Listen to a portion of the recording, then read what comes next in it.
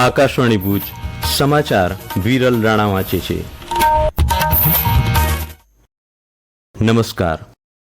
સીમા સુરક્ષા દળ બીએસએફના 61મા સ્થાપના દિવસની ઉજવણી આજે ભુજમાં 176 બટાલિયન બીએસએફ કેમ્પ ખાતે કેન્દ્રીય ગૃહમંત્રી અમિત શાહની ઉપસ્થિતિમાં કરવામાં આવશે. આ પ્રસંગે બીએસએફ જવાનો એક તાલથી ભવ્ય પરેડ કરશે. પરેડમાં તાલીમબદ્ધ ઊંટ, ઘોડા અને શ્વાન પણ સામેલ કરાશે. પરેડ ઉપરાંત જવાનો દ્વારા શૌર્ય અને સાહસના પ્રદર્શનો પણ કરવામાં આવશે. આ દરમિયાન ઓપરેશન સિંદૂરમાં ઉપયોગમાં લેવાયેલા તોપખાના અને હથિયારોની ઝાંખી રજૂ કરવામાં આવશે. આ સાથે ડ્રોન શક્તિનું પણ વિવિધ રીતે પ્રદર્શન યોજાશે, જેમાં એન્ટી ડ્રોન સિસ્ટમ વેનમાં સવાર ઓપરેટર દ્વારા દુશ્મન દેશના ડ્રોનને નિષ્ક્રિય કરવાની પ્રક્રિયાનું જીવંત નિદર્શન કરવામાં આવશે. મહિલા બાઇક વિંગ દ્વારા સાહસિક કરતબો અને તાલીમબદ્ધ શ્વાન દ્વારા રોમાંચક પ્રદર્શનો પણ રજૂ કરાશે. અસાધારણ વીરતા અને વિશિષ્ટ યોગદાન બદલ વીરતા ચંદ્રક સહિતના ચંદ્રકો અને ટ્રોફીઓ આ પ્રસંગે ગૃહમંત્રીના હસ્તે એનાયત કરવામાં આવશે. કચ્છી સંસ્કૃતિને ઉજાગર કરતા કચ્છી લોકનૃત્ય સહિતની સાંસ્કૃતિક પ્રસ્તુતિઓ પણ રજૂ કરાશે. આ ઉજવણીમાં કેન્દ્રીય ગૃહમંત્રી સાથે રાજ્યના નાયબ મુખ્યમંત્રી હર્ષ સંઘવી સહિત અન્ય વરિષ્ઠ અગ્રણીઓ ઉપસ્થિત રહેશે. દરમિયાન ગત મોડી સાંજે કેન્દ્રના ગૃહમંત્રી અમિત શાહ તેમજ રાજ્યના નાયબ મુખ્યમંત્રી હર્ષ સંઘવી ભુજ વિમાની મથકે આવી પહોંચતા તેમને સાંસદ વિનોદ ચાવડા, રાજ્યમંત્રી ત્રિકમભાઈ છાંગા, બીએસએફના ડીજીપી દલજીતસિંહ ચૌધરી, કલેક્ટર આનંદ પટેલ સહિતના મહાનુભાવો દ્વારા આવકાર અપાયો હતો. શિક્ષણ વિભાગે રાજ્યમાં નવી 6 જિલ્લા શિક્ષણાધિકારી ડીઈઓ કચેરીને મંજૂરી આપી છે. મળતી માહિતી મુજબ સુરત, રાજકોટ, ગાંધીનગર અને વડોદરામાં ગ્રામ્ય ડીઈઓ કચેરી બનશે, જ્યારે અમદાવાદ શહેર ડીઈઓને પૂર્વ અને પશ્ચિમ એમ 2 ભાગમાં વિભાજિત કરાશે. ઉપરાંત કચ્છમાં અંજાર અને ભુજમાં પશ્ચિમ ડીઈઓ કચેરીને મંજૂરી અપાઈ છે. વર્તમાન ડીઈઓ કચેરીઓમાં કામના ભારણને કારણે ઘણા દસ્તાવેજો પડતર રહેતા હતા, તેથી શાળા સંચાલક મંડળે શિક્ષણ વિભાગમાં આ માટે રજૂઆત કરતા વિભાગે નવી ડીઈઓ કચેરીને મંજૂરી આપી છે.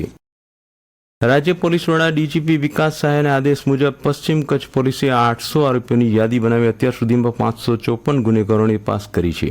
તેમાં 335 આરોપીઓના ડોઝિયર વિસ્તૃત માહિતી ભરવાની કામગીરી પૂર્ણ કરવામાં આવી છે. ઉલ્લેખનીય છે કે ડીજીપી વિકાસ સહાયે રાજ્યમાં ગત 30 વર્ષમાં રાષ્ટ્રવિરોધી પ્રવૃત્તિમાં સંડોવાયેલા યાદી બનાવી તપાસ અને ચકાસણી કરી ડોઝિયર પત્રક ભરવાની કામગીરી જિલ્લા પોલીસ વડાઓને સોંપી હતી. રાજ્યમાં મતદાર યાદી ખાસ સઘન સુધારણા ઝુંબેશ એસઆઈઆર કામગીરી પૂરજોશમાં ચાલી રહી છે. તે અંતર્ગત કચ્છ જિલ્લાના વિવિધ વિધાનસભા મત વિસ્તારોમાં 22 અને 23 નવેમ્બરના રોજ તમામ મતદાર મથકો પર વિશેષ કેમ્પ યોજાશે. તેમાં મતદાર યાદી તથા ગણતરી પત્રક સંદર્ભે બૂથ સ્તરના અધિકારી બીએલઓ ઉપસ્થિત રહી માર્ગદર્શન આપશે. ત્યારે વધુમાં વધુ મતદારોને આ કેમ્પનો લાભ લેવા જિલ્લા ચૂંટણી અધિકારી અને કલેક્ટર આનંદ પટેલે અનુરોધ કર્યો છે. આવતીકાલે અને 23 નવેમ્બરે એમ 2 દિવસ સવારે 9 અને 4 વાગ્યા સુધી બીએલઓ પોતાના મતદાન મથક પર હાજર રહેશે અને નાગરિકોના ગણતરી પત્રક જમા કરવાની કામગીરી કરશે. સમગ્ર વિશ્વમાં આજે 21મી નવેમ્બરે વિશ્વ મત્સ્ય ઉદ્યોગ દિવસ મનાવાશે. ભારત જેવા વિશાળ દરિયાઈ સરહદ ધરાવતા દેશ માટે આ દિવસનું વિશેષ મહત્વ છે. ત્યારે રાજ્યનો દરિયાકાંઠો રાજ્યની આર્થિક સમૃદ્ધિનો પ્રવેશદ્વાર બની ગયો છે. વાર્ષિક 10,42,000 મેટ્રિક ટનથી વધુ મત્સ્ય ઉત્પાદન સાથે ગુજરાત દેશની બ્લુ ઇકોનોમીમાં યોગદાન આપતું અગ્રણી રાજ્ય છે. 56મો આંતરરાષ્ટ્રીય ફિલ્મ મહોત્સવ ગઈકાલે ગોવામાં શરૂ થયો. પણજીમાં યોજાયેલા 8 દિવસનો સિનેમા મહોત્સવ આ મહિનાની 28 તારીખ સુધી ચાલશે. ભારત અને વિશ્વભરમાં ફિલ્મ નિર્માતાઓ, કલાકારો અને સિનેમા રસિકો એશિયાના સૌથી જૂના ફિલ્મ મહોત્સવ માટે ભેગા થયા છે.